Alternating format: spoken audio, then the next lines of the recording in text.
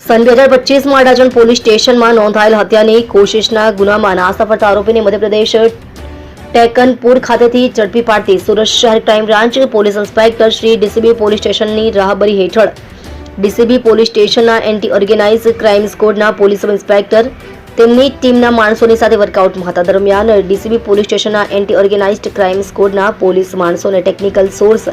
તથા ખાનગી બાતમીદારો મારફતે મળેલા આધારભૂત બાતમી હકીકતના આધારે મધ્યપ્રદેશ ગ્વાલિયર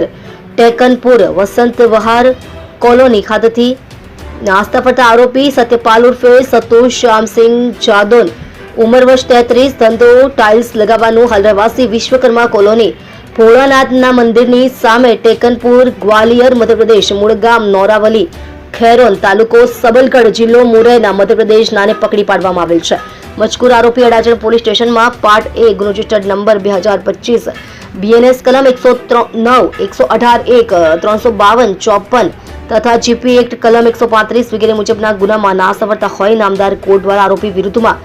બીએનએસએસ કલમ 72 મુજબનો વોરંટ ઇસ્યુ થયેલ હોય આરોપીનો કબજો અડાજણ પોલીસ સ્ટેશનમાં સોંપવા તજવીજ કરેલ છે. તમે જોઈ રહ્યા છો Seva Gujarat news channel, sub editor Mali Mitharam સાથે.